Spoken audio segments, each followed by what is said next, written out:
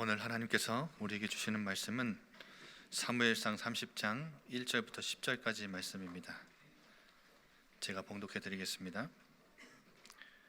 다윗과 그의 사람들이 사흘 만에 시글락에 이른 때에 아말렉 사람들이 이미 네겝과 시글락을 침노하였는데 그들이 시글락을 쳐서 불사르고 거기에 있는 젊거나 늙은 여인들은 한 사람도 죽이지 아니하고 다 사로잡아 끌고 자기 길을 갔더라.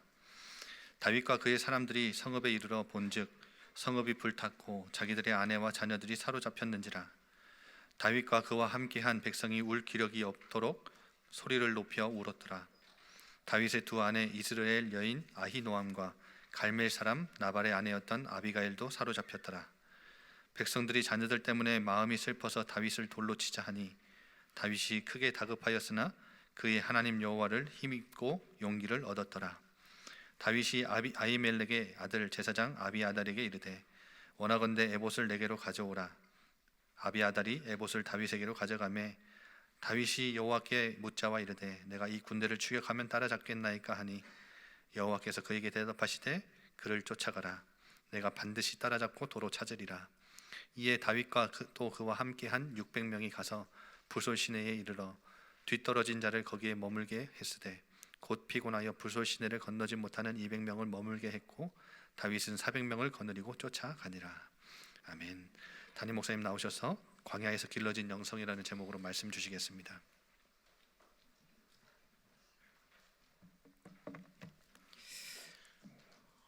우리 지난 한 주 정교인 특별 새벽기도 하면서 같이 함께 고백하고 또 구호로 삼았던 그 단어들을 가지고 우리 함께 인사했으면 좋겠어요. 옆에 있는 분들에게 은혜 충만, 말씀 충만, 능력 충만, 성령 충만 인사하십시다.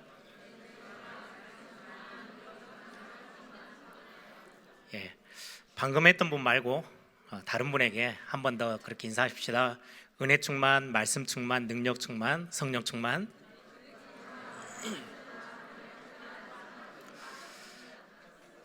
저와 여러분의 삶에 우리의 입술의 고백으로만 끝나는 게 아니고 매 순간순간 하나님의 은혜를 체험하고 또 하나님의 말씀이 우리 마음 깊이 담기고 위로부터 주시는 하나님의 능력으로 날마다 새 힘 얻어서 독수리가 날개치며 올라갈 수 있는 새 힘을 얻고 여러분들 삶에서 현장에서 승리하는 그런 성령 충만한 응답의 또 이번 한 주가 되기를 소망합니다. 어떤 성도님이 그런 질문을 해요. 목사님, 제가 잘 되고 평안할 때는 하나님이 전혀 안 찾아지다가 환난이 오고 문제가 생기니까 하나님 앞에 찾아가지고 막 기도하게 되고 이렇게 하는데 너무 그 모습이 신앙생활하는 그 모습이 이기적인 모습 아닙니까? 틀렸지 않습니까? 뭐 이런 질문이에요. 우리에게 어떻게 보면 환난은 끊임없이 다가옵니다. 여러 가지 모습으로 오죠. 뭐 질병이라는 거, 또 경제 문제, 또 여러 가지 인간관계 속에서의 갈등들, 또 우리의 답답함, 우리의 억울함, 뭐 여러 가지 많은 문제와 어려움들이 우리 앞에 산재해 있을 만큼 계속해서 옵니다. 이 환난이라는 거, 이 어려움이라는 거는 나의 실수 또 내가 잘못된 선택을 해서도 오지만 우리는 세상 한복판에 삽니다. 세상은 진짜로 흑암 혼돈 공허가 가득해 있는 또 특히 악한 자가 굉장히 많은 하나님과 상관없이 살아가는 악한 자들이 정말 많은 현장입니다. 그러다 보니까 나는 바르게 사는데 내가 하나님의 말씀대로 살아가려고 하는데 갑자기 확 치고 들어오는 악인들이 나에게 해코지를 하고 나에게 환난을 던져주고 가는 경우도 참 많이 있죠. 내가 바르게 운전해서 아주 나는 정상적으로 잘 가고 있는데 갑자기 음주운전하는 차가 우리에게 확 다가와서 받아낼 수도 있어요. 그건 내 실수하고도 아무 상관없어요. 우리에게는 우리의 연약함 때문에 오는 환난도 있지만 우리하고 전혀 상관없이 우리가 세상 한복판에 살고 있다 보니까 하나님과 상관없는 세상에 흑암 세력에게 잡혀있는 사람들 우리 주변에 정말 많거든요. 그런 것들 때문에 우리는 많은 영향을 받으면서 우리 삶에 그런 어떤 공격들도 우리가 받으면서 환난을 경험하기도 합니다. 그런데 이런 환난 속에서 하나님은 우리를 그냥 이렇게 어려움 속에 두는 게 아니고요. 다윗이 10년의 광야 생활 어떻게 보면 굉장히 환란이 넘쳤던 그런 상황인데, 그 속에서 하나님은 다윗을 하나님의 사람으로 완전하게 만들어 가셨어요. 오늘 그 제목이에요. 10년의 광야 생활 속에서 하나님이 원하시는, 예전에 사사시대도 아니고 세상의 주변에 있는 나라들의 그런 나라도 아니고 하나님이 원하시는 왕국, 다윗 왕국, 그게 결국은 구원의 축복을 확인시키고 전 세계에 펼쳐질 그리스도의 왕국으로 연결되어지는, 그 모태가 되어지는 다윗 왕국을 세우시는 하나님의 방법으로 다윗을 10년 동안 광야에서 훈련을 시키셨어요. 그리고는 오늘 30장에 보면 그 다윗 왕국을 책임져서 설 수 있을 만큼의 정말 멋진, 하나님이 잘 훈련시킨 다윗의 영성들을 우리가 확인하게 됩니다. 우리가 환난을 당할 때 우리는 나를 돌아보게 되죠. 그리고 하나님 앞에 더 가까이 가고 하나님 앞에 더 믿음의 고백들을 하면서 하나님을 의지하는, 하나님을 바라보는 우리의 삶의 모습들이 드러납니다. 어떻게 보면 그게 정상이고 그게 하나님의 자녀된 삶의 모습입니다. 내가 너무 이기적이지 않나요? 문제만 올 때 하나님을 바라보는 거? 사실은 우리가 막 아무 문제 없이 만사형통이란 단어로 막 뭔가 잘 되어지는 거? 그게 축복이냐? 저는 아니라고 생각해요. 문제가 왔어요. 어려움이 왔어요. 그것 때문에 말씀을 붙잡고 더 하나님께 더 가까이 가고 우리가 하나님 앞에 엎드려 기도하고 믿음을 고백하면서 하나님을 의지하는 거, 어떻게 보면 그게 더 축복 아닐까요? 그렇게 해서 우리가 예전보다 훨씬 더 많은 영적인 비밀과 축복들을 가지고 하나님에 더 가까이 가 있는 삶, 하나님이 원하시는 모습으로 점점 성장해져 있는 모습, 하나님이 원하시는 건 그거거든요. 그래서 어떨 때는 하나님이 환난을 우리에게 허락하셔요. 그리고는 말씀하시기를 네가 감당치 못할 시험은 없어. 괜찮아. 두려워하지 마. 염려하지 마. 내가 너와 함께 할 거야. 내가 너를 지킬 거야. 내가 너를 오른손으로 능력의 팔로 붙잡고 있어. 아무 걱정하지 마. 라고 우리에게 매번 말씀을 통해서 확인시켜 주시죠.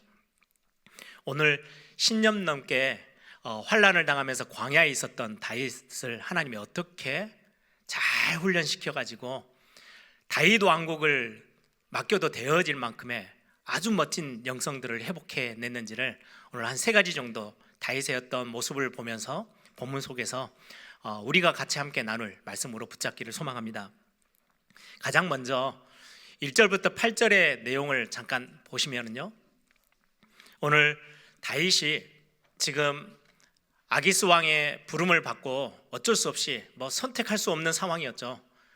거의 끌려가다시피 해서 지금 아벡이라는 지역에 지금 같이 함께 전쟁에 나섰어요. 그런데 정말 하나님의 은혜죠. 이스라엘과 싸우지 않도록 하나님이 다른 블레셋 방백들의 마음들을 움직이셔서 반대하게 해요. 다윗과는 우리 싸울 수 없어. 그래서 그 반대 때문에 3일 만에 다시금 시글락이라는 자기 거처, 자기 가족들이 있는 곳으로 지금 돌아오게 됩니다. 근데 오늘 본문에 보니까 굉장히 급한 마음에 빠른 속도로 지금 시글락이라는 자기의 거처로 돌아오는 다윗과 600명의 군인들의 모습을 보게 돼요. 오늘 1절에도 보니까 3일 만에, 사흘 만에 지금 시글락으로 돌아와요. 전쟁에 출전했던 그 아벡이라는 지역에서 시글락까지는 거의 한 100km에서 120km 정도 되는 거리예요. 꽤 멀죠. 그런데 그걸 3일 만에 지금 오는 거예요. 말을 타고 오는 것도 아니고요. 짐을 다 지고 무기 들고 지금 모든 것들을 가지고 지금 다시금 회군해서 지금 시글락으로 돌아오는 상황이에요. 하루에 거의 40km 가까이를 뛰어야 돼요. 굉장히 지칠 만큼. 그런데 왜 그렇게 급하게 옵니까? 성경에 보니까 시글락이라는 성읍에 수비대를 놔둬놓고 지금 군대를 끌고 간 게 아니고요. 자기 식소들은 그대로, 가족들은 이때 지킬 만한 군인들이 없어요. 600명 군대를 다 거느리고 지금 아벡까지 전투에 참여했다가 지금 돌아오는 길이에요. 그런데 다윗이 이제까지 행했던, 시글락에서 행했던 내용들을 보면 자기들의 식솔들을 먹여 살리기 위해서 자꾸 밖에 나가서 이웃 동네들을 쳐들어가 가지고 먹을 것을 빼앗아 오고 챙겨왔어요. 그래서 지금 먹여 살렸던 현장이잖아요. 지금 수비대도 없고 군인도 없고 장정들도 없는 상황에 텅 비어 있는 그 성읍에 그 소문을 들었는지 아말렉 족속들이 쳐들어와서 성읍을 다 불태워 버렸어요. 그리고는 남녀노소 할 것 없이 거기에 남아 있는 많은 가족들을 한 명도 죽이지는 않고 다 잡아 끌고 갔어요. 지금 그 현장이 어떻게 보면 다윗이 회군하면서 그게 제일 먼저 걱정이 됐을 것 같아요. 지금 시글락 성읍은 텅텅 비어 있죠. 공격당하면은 그냥 무참하게 다 짓밟힐 수밖에 없는 상황이어서 120km나 되어지는 굉장히 먼 거리를 3일 만에 뛰어서 군인들과 함께 돌아왔더니 생각했던 대로 다 타버렸고 다 끌려가 있는 거예요. 그 모습을 보면서 죽은 사람은 없어, 아말렉이구나 라고 생각했을 거예요. 아말렉 족속들은요, 한 곳을 정해서 머무르면서 사는 족속이 아니에요. 그냥 이렇게 유목민처럼 떠돌아다녀요. 여기저기 떠돌아다니면서 약탈을 해요, 주변에 있는 것들을. 그러면서 사람은 죽이지 않고 끌고 가요. 왜냐니까 노예로 팔면 돈이 엄청나게 된다는 걸 알기 때문에 집을 다 불태워버리고 자기들이 약탈할 것들을 다 없애버리고 훔쳐나갈 건 다 훔쳐가되 사람들은 끌고 가요. 그리고는 옆에 있는 다른 사람들에게 그걸 노예로 팔아요. 그래서 돈이 되는 걸 알기 때문에 아말렉 족속들은 그런 전쟁의 어떤 모습들, 싸움의 형태를 갖고 있어요. 특히나 지금 아말렉이 쳐들어와서 가족들을 다 데리고 지금 끌고 갔는데 어디로 가는지를 알 수가 없어요. 왜요? 그들이 어떤 장소를 정해놓고 거처하는 게 아니에요.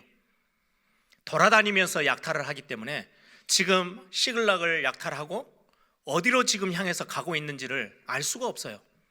굉장히 황당하고 당황스러운 상황인 거죠. 그래서 오늘 본문에 보시면 지금 돌아왔던 3일 만에 막 허헉거리면서 뛰어 돌아왔겠죠. 120km를 뛰어왔으니까요. 4절에 보니까 다윗과 그와 함께한 백성이 울 기력이 없도록 소리를 높여 울었더라. 난리가 난 거예요. 집에 돌아왔더니 가족들이 다 잡혀갔어요. 거처가 완전히 다 망가졌어요. 불타버렸어요. 다윗의 인생 전체를 두고 언제 다윗이 가장 큰 위기라고 생각했을까요? 다윗 인생 왕까지 해서 다 소년으로부터 시작해서 저는 보면서 한 두 사건, 하나는 왕으로 있을 때 말년이죠. 아들 압살롬이 모든 백성들의 마음을 다 훔쳤어요. 그러고는 다윗 왕과 딱 정면으로 맞대서서 반란을 일으켜요. 왕의 자리를 빼앗으려고. 잠자리에 누웠다가 갑자기 급하게 도망가던, 얼마나 당황스러웠을까요? 생각지도 못했던 상황이 벌어져서 신발도 신지 못할 만큼 급하게 당황스럽게 도망했던 그 사건이 다윗에게는 잊지 못할 가장 큰 위기 중에 하나였을 거예요. 그런데 그때만 해도 도망가면서요, 제사장도 따라붙고 군대 장관도 따라붙고 자기를 따르는 군인들도 꽤 많이 있었어요. 그렇게 도망갔거든요. 근데 오늘 시글락은 이 사건에는요, 어떻게 보면 다윗 인생 중에 가장 위기 중의 위기, 다윗이 생각할 때는요 끔찍했던 위기의 상황이에요. 왜냐니까 오늘 지금 600명이 같이 함께 몇 년을 같이 살았잖아요. 그들을 먹여 살리고 다 해서 책임졌던 지도자로 있었어요. 그런데 가족들이 다 끌려가고 지금 집은 다 불타버린 그 상황이 딱 벌어지니까 그 600명이 갑자기 돌변하는 거예요. 그래서 어떻게 합니까? 6절에 보세요. 백성들이 자녀들 때문에 마음이 슬퍼서 다윗을 돌로 치자 하니. 압살롬 때는 정말로 상황이 어려웠는데도 불구하고 자기 주변에 자기를 따르고 자기의 지지할 수 있는, 의지할 수 있는 군인들이 있었어요. 근데 지금 시글락 이 사건 오늘 본문에는요 아무도 없이 다 등을 다 돌린 거예요.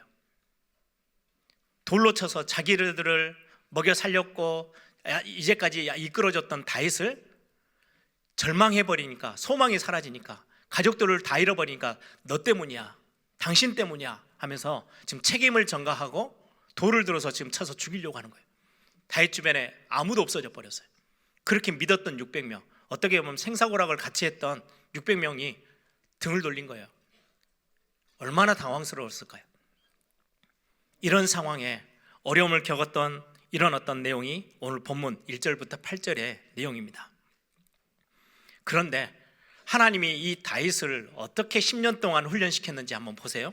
6절을 보시면 백성들이 자녀들 때문에 마음이 슬퍼서 다윗을 돌로 치자 하니 다윗이 크게 다급하였으나, 당연하죠. 다급해졌어요. 당황했어요. 그런데 다윗의 그 다음 행동을 보세요. 그의 하나님 여호와를 힘입고 용기를 얻었더라. 예전 같았으면 아니 방법을 찾든지 도망을 갔든지 뭔가 수를 썼을 다윗인데요, 10년 동안 하나님 앞에 훈련받았던 다윗이 그 다급한 순간에도 하나님으로 인하여서 힘을 얻고 용기를 내었다고 성경은 말씀하고 있어요. 이게 무슨 말입니까? 여기에 힘을 얻고 힘없고 용기를 얻었다라는 이 의미는 앞에 사무엘상 23장에 보면 우리가 이해하기가 쉬워져요. 사무엘상 23장 16절 17절을 제가 읽어드릴게요. 막 사울의 왕에게 쫓겨서 도망다니다가 야 도저히 이렇게 하면 안 돼. 그래서 사울의 아들 요나단을 찾아가서 어떻게든지 살 수 있는 방법들을 찾기 위해서 갔다가도 그게 이제 실패로 돌아가게 되죠. 그때 요나단이 찾아와서 하나님의 말씀을 다윗에게 전달해 줍니다. 그게 사무엘상 23장 16절 17절인데요 제가 읽어드릴게요. 사울의 아들 요나단이 일어나 수풀에 들어가서 다윗에게 이르러 그에게 하나님을 힘있게 의지하게 하였는데, 여기에 힘있게 의지하게 하였다, 이 단어와 오늘 본문의 단어와 똑같아요. 6절과 곧 요나단이 그에게 이르기를 두려워하지 말라. 하나님의 말씀으로 지금 힘을 주고 있죠. 내 아버지 사울의 손이 내게 미치지 못할 것이요 너는 이스라엘 왕이 되고 나는 내 다음이 될 것을 내 아버지 사울도 안다 하니라. 무슨 말씀입니까? 지금 요나단이 야 걱정하지 마, 두려워하지 마. 하나님이 너를 처음부터 택하셔서 왕으로 기름 부어 세웠잖아. 너는 이스라엘의 다음번 왕이 될 거야. 내가 아니고 너야. 그건 하나님이 너에게 주신 약속이야. 그거 잊지 마. 그거 가지고 네가 힘내고 그거 가지고 다시금 용기를 내야 돼. 지금 여기에 쓰러져 있고 네가 낙심하고 주저앉을 시간표가 아니야. 하나님이 너에게 약속하신 거 기억해. 그것 가지고 힘을 내는 거야. 요나단 지금 그 이야기를 한 거죠. 이 말씀처럼 지금 오늘 본문으로 돌아오면 그의 하나님 여호와를 힘입고 용기를 얻었더라. 지금 자기를 돌로 쳐서 죽이려고 하는 자기 주변에 있던 600명의 그 군인들 앞에, 병사들 앞에 다윗이 다급했지만 뭘 믿은 거예요? 하나님의 언약의 말씀을 딱 붙잡은 거예요. 이게 첫 번째 다윗의 영성입니다. 결국은 다윗 왕국을 이루었을 때 끝까지 어떻게 갑니까? 하나님의 언약의 말씀 안 놓치고요, 매번 자기가 실수했을 때도 승리했을 때도 하나님의 언약의 말씀을 놓치지 않고 붙잡고 서 있는 왕의 모습, 이게 다윗 왕국의 다윗의 모습입니다. 하나님이 10년 동안 다윗을 이렇게 훈련시키셨어요.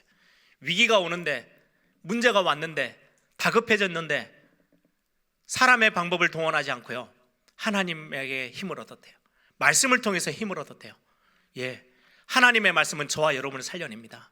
하나님의 말씀은 저와 여러분을 다시금 새롭게 합니다. 다시금 힘줘서 용기 줘서 일어나게 하십니다. 여러분, 오늘 우리는 이 말씀을 보면서요, 우리가 배워야 될 영성이죠. 저와 여러분에게 환난이 많이 다가와요. 어려움도 와요. 어떨 때는 답답하고 억울할 때도 있어요. 문제투성이에요. 그때마다 하나님은 자꾸 우리를 실패 쪽으로 몰고 가지 아니하시고 하나님을 의지하도록, 기도에 무릎을 꿇도록, 그리고는 예배 자리에 나와서 하나님의 말씀을 붙잡도록. 하나님의 자녀, 우리는 십자가의 그 어마어마한 사랑의 비밀을 가지고 하나님의 자녀의 축복 속으로 들어왔습니다. 이 하나님의 자녀에게 하나님은 매 예배 때마다 말씀 주십니다. 뭐라고요? 하나님의 자녀는 망하지 않아. 너희들은 내가 능한 손으로 너희들을 붙잡고 있어. 세상 끝날까지 내가 너희와 항상 함께 있을 거야. 주는 그리스도시요 살아계신 하나님의 아들이십니다. 이렇게 고백했던 믿음의 고백 밑에 하나님이 우리에게 뭐라고 약속하고 계세요? 너로 인하여서 반석 위에 교회를 세워놓을 거야. 너 때문에 교회가 세워지는 어마어마한 축복을 내가 너에게 부을 거야. 그리고는 네 세상 살아가는 동안에 어마어마한 음부의 권세들이 막 흑암 세력들이 공격할지 몰라도 음부의 권세가 너를 이기지 못해. 하나님의 자녀는 절대 건드릴 수 없어. 그리고 너에게는 엄청난 시공간을 초월하는 천국 열쇠가 네 손에 주어져 있어. 하나님의 자녀에게 주신 축복이에요. 약속이에요. 네가 땅에서 매면 하늘에서도 매이고 땅에서 풀면 하늘에서도 풀리는 천국 열쇠 네 손에 줄 거야. 하나님이 하나님의 자녀들에게 주신 약속이에요. 이거 기억하세요. 다윗이 그 다급한 상황에 가장 큰 위기를 만났는데 인생 가운데 가장 큰 거예요. 그런데 아주 힘있게 뭘 붙잡아요? 언약을 딱 다시금 떠올려요. 하나님의 말씀을 기억해요. 그래서 첫 번째 영성이에요. 언약의 말씀을 붙잡은 다윗. 10년 동안의 그 환난과 어려움 속에서 다윗에게 딱 뿌리 내려진 건 뭐냐니까요. 문제가만 오면 어디 앞에 서는 거예요? 말씀 앞에 서는 거예요. 문제 오니까 다른 걸 쳐다보지 않고 어떻게 이걸 해결하지가 아니고 하나님의 말씀을 기억하고 힘을 얻고 용기를 얻었다고 성경은 말씀합니다. 여러분, 말씀을 들으면 우리는 언약을 확인하게 됩니다. 말씀 들으면 믿음이 회복됩니다. 말씀 들으면 우리에게 하나님은 다시금 새로 시작할 수 있는 용기를 주십니다. 여호와를 앙망하는 자 새 힘을 주시는데요, 독수리가 날개치며 올라갈 수 있는 새 힘을 주신대요. 그 전에 하시는 말씀이에요. 하나님의 말씀은 풀의 꽃같이 시들어지는 게 아니라는 거예요. 영원히 말씀은 성취되어지고 응답되어지는 이 언약의 약속의 말씀을 하나님의 자녀들에게 주셨어요. 여러분들 문제가 오면 하나님의 말씀을 기억하고 붙잡는 이 영성 다윗처럼 회복해 가기를 바랍니다. 자꾸 하나님은 우리 앞에 문제가 오는 것처럼 보이지만 뭘 붙잡으라고요?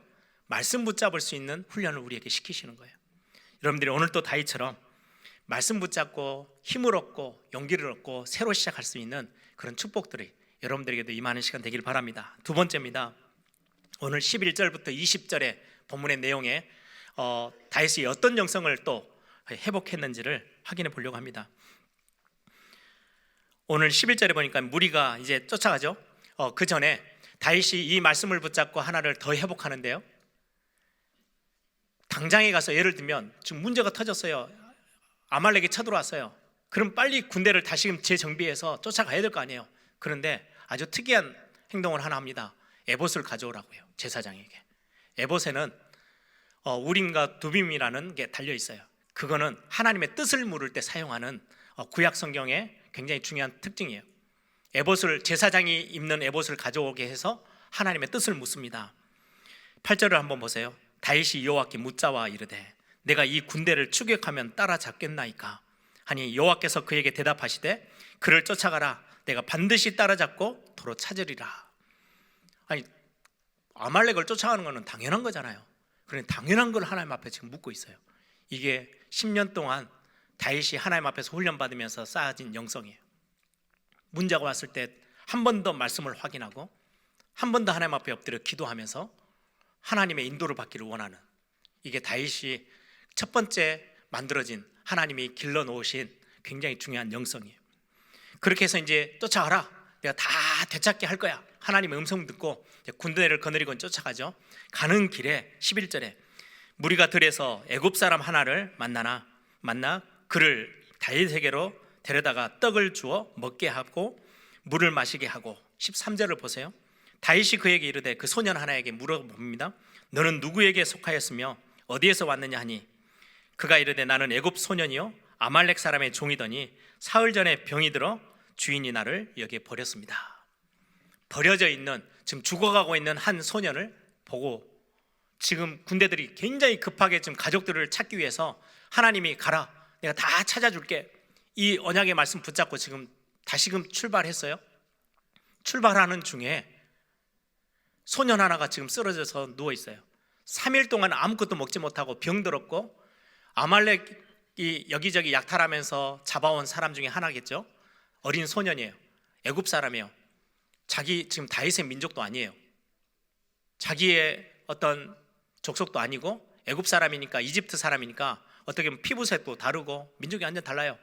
쓸만한 군인으로 쓸만한 것도 아니고 소년인데 지금 버려져 있는, 병들어서 죽어가고 있는 사람이에요. 그냥 지나칠 수 있어요. 왜? 지금 군인들은 지금 가족 찾기 위해서 빨리 가야 되는데, 근데 거기에 멈춰서서 그 소년을 먹고 마시게끔 해서 힘을 얻게 회복시켜 줍니다. 그러면서 물어봅니다. 너가 누구냐? 애굽 소년입니다. 그러면서 오늘 본문의 내용을 보면요, 당신이 나에게 이렇게 먹이고 입혀서 나에게 힘을 준다면 내가 아말렉이 지금 어디로 가고 있는지를 가르쳐 드리겠습니다. 그래서 그 소년의 도움을 얻어서 아말렉을 뒤쫓아가서 모든 걸 다 다시금 진멸시키고는 다 빼앗아 옵니다. 한 명도 놓치지 않고 가족들 다 다시금 회복하고 전리품까지 다 얻어오는 장면이 20절까지 나옵니다. 오늘 이 본문을 보면서 저는 다윗이 회복한 영성의 두 번째가 뭐냐? 한 영혼을 소중하게 여기는 다윗. 다윗 왕국에 다윗이 왕으로 딱 세워졌는데요, 하나님이 10년 동안 한 사람 한 사람 자기 옆에 붙어있는 사람이 얼마나 귀하게 보이게끔 하셨는지요. 왜요? 주변에 있는 나라들은 왕이 되어지면요 전부 다 자기의 도구밖에 안 돼요. 자기가 필요할 때 그냥 부르고 필요 없으면 버려버리는 사람들이에요.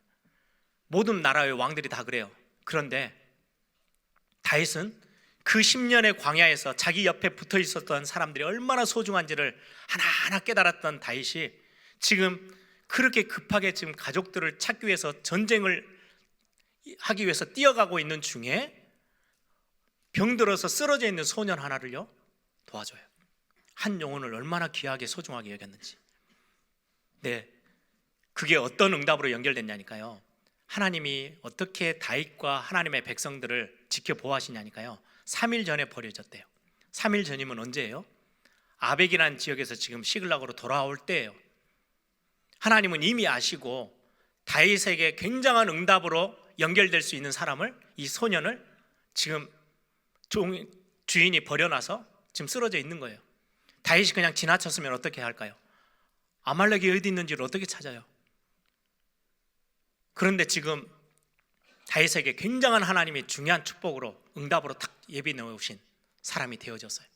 한 영혼을 너무나도 귀하게 보는, 결국 다윗이 왕이 되어졌을 때는요 한 사람 한 사람을 얼마나 소중하게 여기는 왕이 됐어요. 하나님이 원하시는 하나님의 나라에 하나님의 통치 안에 있는 다윗 왕국의 색깔입니다. 다윗을 하나님이 10년 동안 그렇게 훈련시키셨어요. 한 사람 한 사람이 귀하도록. 그런 왕이 되어져야 하나님이 원하는 다윗 왕국의 진짜 모습이 나오니까요. 오늘 우리는 이 모습을 보면서 왕다운 왕, 하나님의 마음을 알고 한 영혼을 소중하게 여기는 그런 왕으로 하나님이 만들어 가신 것처럼 우리의 교회가 그래야 하고 우리의 성도님들이 한 영혼이 한 사람 한 사람이 얼마나 귀한지를 배워가고 확인하는 그런 축복, 그런 영성들을 회복하는 그런 축복이 있기를 바랍니다. 교회는 숫자가 중요하지 않아요. 많은 숫자, 그게 그렇게 중요하지 않아요. 구약 역사를 보면 하나님이 세계복음화의 큰 응답을 시대로 움직여 나가는 일에 많은 숫자를 쓰시지 않았어요. 소수 몇 명. 초대교회도 보세요. 정말 연약하고 병들어 있는 꼭 애굽 사람처럼, 이 애굽 소년처럼 병들고 힘없는 그런 연약한 몇몇 사람들을 불러서 숨어 지내는 그 사람들을 하나님이 은혜 주셔가지고 세계복음화에 하나님이 쓰셔요. 교회는 그런 곳이에요. 숫자를 자랑하지 않아요. 교회 안에 있는 공동체는 연약하고 힘없고 병들어서 쓰러져 있는 것처럼 보이지만 아니요, 하나님이 보실 때는 가장 귀한 존재. 그 하나님의 마음으로 성도 한 사람 한 사람을 같이 함께 품고 같이 손잡고 세계복음화 하겠다고 일어나는 교회, 하나님이 가장 원하시는 교회예요. 그런 교회를 하나님은 원하세요. 현대 교회는 참만이 세상의 관점으로 가죠. 힘있고 성공한 사람들이 교회 안에서요 굉장히 크게 보여요.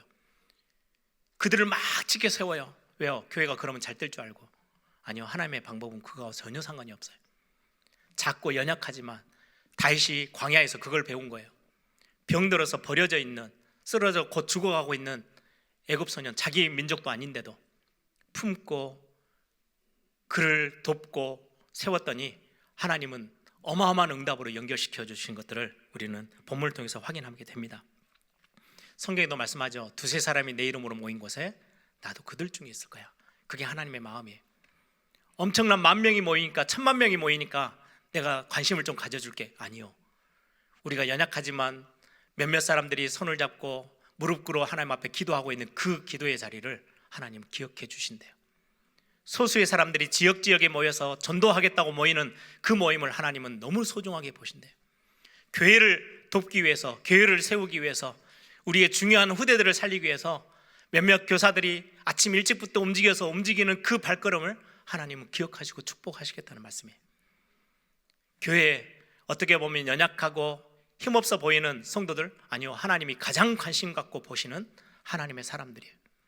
이게 하나님 나라의 굉장히 중요한 영적인 원리입니다. 나중에 다윗이 왕이 돼서도요, 사울이 자기를 죽이려고 10년을 쫓아다녔잖아요. 그 사울이 죽었는데 기뻐하지 않고요, 엄청 슬퍼했어요. 애가를 부르면서 온 백성들과 함께 슬퍼했던 모습이 다윗의 모습이에요. 자기의 원수인데, 또 자기에게 막 비난하고 욕을 보면서 엄청나게 반대했던 시므이라는 사람 죽이지 않았어요. 끝까지 그를 품었어요. 그게 다윗 왕국의 색깔이에요. 하나님은 그렇게 왕국을 만들어 가고 싶으신 거예요. 교회가 해야 될 일이 어떤 거냐? 이 시대에 하나님이 원하는 교회는 어떤 교회냐? 한 영혼 한 영혼을 귀하게 보고 그들에게 복음 전하며 그들을 돕는 교회, 그게 하나님이 원하시는 교회인 거죠. 마지막 세 번째, 다윗이 회복한 영성입니다. 오늘 21절에서 31절의 본문의 내용인데요, 그 앞서서 9절 10절이 그 배경이 되어집니다. 아까 아벡이라는 지역에서 아기스에게 끌려갔죠. 거기서 이제 싸우려고 갔다가 돌아와요. 그래서 거의 120km 가까이를 3일 만에 뛰어왔어요. 그러고 와서 보니까 지금 난리가 났잖아요. 다시금 하나님이 뒤쫓아가라. 그러니까 정비할 시간도 없이 다시금 가족들을 되찾기 위해서 지금 다시금 또 싸우러 나가는 거예요. 나가다 보니까 한 20km 갔겠죠. 부솔 시내가에 딱 이르렀더니 600명 중에 200명이 낙오하는 거예요. 도저히 지금 체력적으로도 안 되고, 지금 3일 길을 뛰어왔는데 또 뛰어가려니까 이게 도저히, 전문적으로 뭐 군사훈련 받은 사람들도 아니고 너무 힘들다. 그래? 그럼 200명 여기 주저앉아 있어. 그럼 400명 우리끼리 갔다 올게. 그래서 지금 출발한 거예요. 200명을 부솔 시내가에 남겨놓고 400명이 지금 아말렉을 쫓아가서 오늘 본문에 보니까 승리를 거둬요. 그리고는 엄청난 전리품을 얻어냈어요. 20절 한번 보세요. 다윗이 또 양떼와 소떼를 다 되찾았더니 무리가 그 가축들을 앞에 몰고 가며 이르되 이는 다윗의 전리품이라 하였더라. 엄청난 전리품을 얻어가지고 지금 돌아와요. 그런데 오늘 21절부터 마지막 절까지 이 전리품 때문에 다툼이 일어납니다. 몇몇 사람이 다윗을 찾아옵니다. 22절 보세요. 다윗과 함께 갔던 자들 가운데 악한 자와 불량배들이 다 이르되 그들이 우리와 함께 가지 아니하였은즉 우리가 도로 찾은 물건은 무엇이든지 그들에게 주지 말고 각자의 처자만 데리고 떠나가게 하라 하는지라. 충분히 말이 되는 이야기예요. 200명은 부솔 시내가에서 물장구 치고 쉬고 있었을 거 아니에요. 오다가 지쳐가지고 쓰러져서 거기에 남겨두고 지금 400명은 아말렉과 싸워서 승리를 하고 전리품을 가져오는데 이거를 200명하고 같이 나눌 가려니까요, 말이 안 되는 이야기예요. 우리가 싸워서 이겼고 우리가 공을 세웠는데 왜 저들에게까지 주냐. 처자들은, 처하고 자식들은 돌려주고, 그리고는 이 전리품은 우리가 400명이 같이 나눠 가져야지. 그 이야기를 해요. 어떻게 보면 세상의 원리인데 하나님이 원하시는 다윗 왕국에서 행해야 되는 일은 그거하고 달라요. 그때 다윗이 하는 이야기입니다. 23절. 다윗이 이르되 나의 형제들아, 여호와께서 우리를 보호하시고 우리를 치러 온 군대를 우리 손에 넘기셨은즉 그가 우리에게 주신 것을 너희가 이같이 못하리라. 그러면서 이 일이 누가 너희에게 듣겠느냐. 전장에 내려갔던 자의 분깃이나 소유물 곁에 머물렀던 자의 분깃이 동일할지니 같이 분배할 것이라 하고 그날부터 다윗이 이것으로 이스라엘의 율례와 규례를 삼았더니 오늘까지 이르니라. 무슨 말씀이냐면 다윗이 일어나서 그들에게 말을 합니다. 아니야, 이건 하나님이 우리에게 주신 은혜야. 우리가 싸워서 승리한 게 아니야. 아벡에 있을 때 우리를 시글락으로 돌려보내신 분도 하나님이셨잖아. 그 블레셋 방병들의 반대를 하나님이 만드셔서 우리가 이스라엘과 싸우지 않고 돌아왔는데 난리가 났었어. 그런데 하나님이 블레셋 아말렉과 싸워서 승리케 하실 거고 다 되찾아 줄 거라고 하나님이 약속해서 그거 믿고 우리가 뛰어왔는데, 지나가다 보니까 이미 하나님은 3일 전에 한 소년을 준비해 놓으셔서 우리가 그들을 안 만났으면 지금까지도 헤매고 있을 수도 있어. 근데 그 소년을 만나서 아말렉을 빠르게 뒤쫓아가서 싸워서 우리가 지금 승리해서 이 전리품을 얻어서 처음부터 끝까지 하나님의 은혜였어. 이 은혜 받은 거는 어느 누구든지 하고 다 같이 나누는 거야.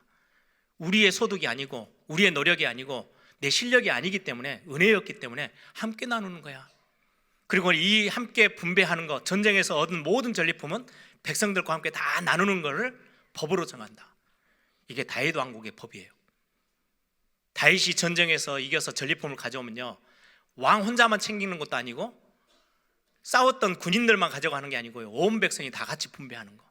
왜? 그 싸움은 하나님의 은혜로 승리한 거니까, 하나님이 승리를 주신 거니까. 이게 다윗이 10년 동안 광야에서요 배운 엄청난 영성이에요. 하나님의 은혜가 뭔지를 아는 거예요. 그리고 이 하나님의 은혜를 잊지 않고 있는 다윗. 이게 세 번째 다윗이 붙잡은 영성입니다. 이 전리품이 얼마나 많았는지요, 전혀 싸움과 상관없었던 유대 땅에 있는 자기들의 같은 사람들, 자기의 집 족속들, 유대 사람들에게까지 다 나눠주는 본문이 오늘 본문의 내용입니다. 저는 오늘 이 본문을 보면서 다윗이 하나님의 은혜를 얼마나 깊이 알고 누리고 있었는지, 다윗의 영성이에요. 다윗 왕국이 세워졌을 때는요 절대 놓치지 말아야 될 부분이에요. 하나님 원하는 게 이거거든요. 너 힘으로 승리한 거야? 아니야. 하나님의 은혜가 네 인생 전부에 다 임해 있어. 우리가 10일 헌금을 하고 주일날 헌금을 하잖아요. 이거는 10분의 1을 하나님 떼서 하나님 드립니다, 이게 아닙니다. 하나님이 우리의 모든 것들을 채우셨던 것들을 알고 믿고 고백하면서 그 중에 일부를 하나님 앞에 우리의 표현으로 드리는 것뿐이에요. 이 모든 게 하나님으로부터 시작됐고 하나님의 은혜입니다 라는 고백이에요. 나중에 다윗이 왕으로 되어지고 이제 거의 말년이 되어졌을 때 성전을 짓고 싶었는데 자기 손으로는 직접 지을 수는 없어요. 그래서 성전 지을 수 있는 모든 준비를 다 끝냈어요. 그리고 솔로몬에게 그걸 다 넘겨줍니다. 넘겨주면서 했던 고백이 하나 있어요. 역대상 22장 14절을 보면 다윗이, 늙은 다윗이 솔로몬에게 성전 준비를 다 끝내놓고 하는 고백입니다. 22장 14절 보니까 내가 환난 중에 여호와의 성전을 위하여 금 10만 달란트와 은 100만 달란트와 녹과 철을 그 무게를 달 수 없을 만큼 심히 많이 준비하였고 또 제목과 돌을 준비하였다. 이제 솔로몬에게 지금 다 넘겨주는 거예요. 여기에 보면 녹과 철은 무게를 달 수 없을 만큼 어마어마한 것을 다윗이 다 내놨어요. 자기의 재산이었던 걸 다 내놓고 은도 금도 다 내놨는데 여기에 다른 걸 다 계산할 수 없고요. 좀 재미있는 계산을 한번 해볼게요. 여기에 금 10만 달란트라고 되어 있는데요, 1달란트가 금으로 따지면 무게가요 한 34kg 된대요. 1달란트가 34kg. 지금의 돈으로 환산하면 거의 한 20억 정도 되는 돈이에요, 한 달란트가. 그러면 10만 달란트면 얼마예요? 200조예요. 200조. 2천억도 아니고 200조. 그래서 어떤 성경학자들은요, 이거 다른 성경하고 비교해 보니까 성경을 기록하는 사람이 잘못 기록해가 동그라미를 하나 더 친 것 같아. 하나 더 빼야 돼. 그러면 20조예요. 하나 더 빼릴게요. 2조예요. 2조라는 숫자는 우리는 도저히 그냥 숫자만 아는 거지 본 적도 없고 가진 적도 없는 어마어마한 재산이잖아요. 다윗이 40년 왕의 자리에 있었거든요. 주변에 있는 많은 전쟁을 걸어오는 사람들과 전쟁을 해서요 전리품으로 얻은 재산이 어마어마한 거예요. 하나님 그토록 많은 은혜를 주셨어요. 싸울 때마다 모든 전리품을 다 가지고 왔어요. 혼자 가졌어요. 지금 아까 법은 모든 백성들과 다 나누어 가졌어요. 모든 백성들과 나누고 왕이 갖고 있는 재산이 40년 동안 쌓인 재산이 이렇게도 많아요. 그런데 그걸 다 내놔요. 왜요? 다윗은 아는 거예요. 이건 하나님이 은혜로 받은 거야, 내 거 아니야. 그래서 성전 지을 때 내가 이거 다 내놓을 거야. 이렇게 해서 내놓았던 액수가 이렇게 커요. 성경에 예수님의 비유 중에 하나가 있죠. 마태복음 18장에 1만 달란트, 금 1만 달란트 빚진 사람이 주인에게 잡혀갑니다. 너 이거 갚아야 돼. 그랬더니 고백합니다. 나는 내 모든 가족들까지 다 죽여서까지도 이 돈을 갚을 수가 없어요. 내 능력 밖이에요. 그랬더니 그 주인이 불쌍히 여겨서 다 탕감해 줍니다. 괜찮아. 그러면 내가 용서해 줄게. 안 갚아도 돼. 탕감해 줄 거야. 너무 기쁜 마음으로 집에 돌아가는 중에 자기에게 빚을 진 한 사람을 만나요. 얼마 빚졌냐? 100데나리온. 1만 달란트는 아까 말하면 20조인데 줄여서 어마어마한 돈이 몇천억이라 해도 우리 능력으로는 갚을 수 없는 돈을 탕감받았어요. 근데 돌아가다 보니까 100데나리온 자기한테 빚진 사람을 만났네요. 안 갚은다고요. 감옥에 가둬놓고요. 너 죽을 때까지 이거 안 갚으면 절대 너를 풀어줄 수 없어. 100데나리온은 지금 돈으로 따지면 500만 원이에요. 자기는 엄청난 몇 조에 대한 돈을 다 탕감받았는데 500만 원 빚진 거 안 갚은다고 지금 쪼아대고 있는 거예요. 그걸 예를 들면서 너희들이 받은 구원이 이거야. 도저히 감당할 수 없는 죄와 재앙 가운데서 하나님이 너희에게 아무 공로 없이 은혜로 구원을 주셨잖아. 이 은혜를 받은 거를 기억해야 돼. 이거 기억 못하면 오늘 성경의 본문에 뭐라고 돼 있어요? 22절에 보니까요, 나와서 우리가 싸워서 이겼으니까 이 은혜 이건 상관없고 이 전리품 우리 겁니다 라고 고백했던, 막 따져 물었던 사람들을 성경은 뭐라고 기록하고 있냐니까요, 악한 사람과 불량배들이다. 하나님의 은혜를 모르는 사람들을 보고 성경은 지금 이렇게 말씀하고 있어요. 다윗은 하나님의 은혜를 배웠어요. 10년 동안. 아, 내가 지금 살아있는 건 내 생명도 하나님의 은혜고, 내가 가지고 있는 시간도 하나님의 은혜고, 내가 지금 소유한 모든 것도 하나님이 주신 거구나, 하나님의 은혜였구나. 이거를 철저히 경험한 다윗이 나중에 자기의 왕으로서의 얻을 수 있는 모든 것들을 가지고 있어도요, 그걸 하나님 앞에 다 그냥 편안하게 내어놓을 수 있었던 비밀은 이때부터 쌓였던 영성이에요. 은혜를 기억하고 잊지 않고 있는 다윗입니다. 오늘 우리는 말씀을 보면서 아무 공로 없이 구원받은 하나님의 자녀들, 우리가 받은 은혜가 너무 크잖아요. 그러면 이 은혜를 나눠주고 사는 거예요. 전도와 선교를 위해서 쓰고요, 우리가 다음 세대와 교회를 위해서 헌신할 수 있는 우리의 시간도 우리의 건강도 하나님의 은혜로 주신 거니까. 그래서 이 모든 것들이 하나님께로부터 온 것이라고 고백하고 함께 나눌 수 있는. 그래서 저는 메시지를 준비하면서 제 노트에 그렇게 기록했어요. 그래도 우리 교회가 뭐 대단한 큰 교회, 뭐 큰 대형 교회가 아니에요. 그럼에도 불구하고 우리 전도하는 교회들이 모여있는 전남노회 안에서 우리 교회가 받은 축복이 너무 커요. 그러면 이건 은혜다. 우리 장로님들이 잘해서, 목사가 잘해서가 아니고 하나님이 주신 은혜야. 그러면 이건 나누고 살아야 돼. 그래서 저는 항상 그 마음을 잊어버리지 않으려고 노력해요. 어떻게 하면 다른 교회들을 섬기고 살지? 이번에도 오케스트라 연주하는데도요, 우리 교회가 숨어서라도 어떻게든지 배경이 되고 힘이 되어지고 헌신하자. 이게 우리가 받은 은혜 나누는 거니까. 교회들을 돌아보고 현장을 돌아보고 어려운 선교 현장까지 우리 마음에 품고 우리가 받은 은혜를 같이 함께 나누는 거. 은혜를 기억할 줄 아는, 은혜를 잊지 않는 하나님의 백성, 하나님의 자녀로 서 있어야 되겠다. 저와 여러분이 받은 구원의 은혜가 얼마나 큰지요. 오늘 말씀을 정리하시면서 우리가 받은 구원, 이건 은혜로 받은 거예요. 그래서 이 구원의 은혜를 나눠주는 거예요. 옆에 있는 복음 전혀 듣지 못한 사단에게 완전 잡혀있는 그들에게까지도 복음을 전하고, 그래서 이 우리가 받은 은혜 나눠주고, 우리가 한 번도 가보지 못하고 보지도 못했던 민족도 다른 저 선교 현장까지 우리가 마음 담고 기도하면서 우리가 또 후원하기도 하고 같이 함께 동참하는 그런 축복들, 하나님께 받은 은혜를 잊지 않고 기억하고 있는 다윗 왕국에 정말 멋진 왕으로 세워지죠. 한 영혼을, 한 사람을, 한 백성을 너무 소중하게 보면서 문제 올 때마다 하나님의 언약의 말씀을 잊지 않고 그것 때문에 힘없고 다시금 용기 내서 일어나는 비밀, 하나님의 은혜를 잊지 않고 기억하고 붙잡고 있는 이런 다윗으로 딱 10년 동안 하나님이 만드셔서요, 이제 한 나라를 맡기십니다. 그런 응답들을 우리가 오늘 확인하면서 저와 여러분이 오늘 또 배우고 또 확인하고 또 우리도 함께 누려야 될 굉장히 중요한 하나님의 축복들입니다.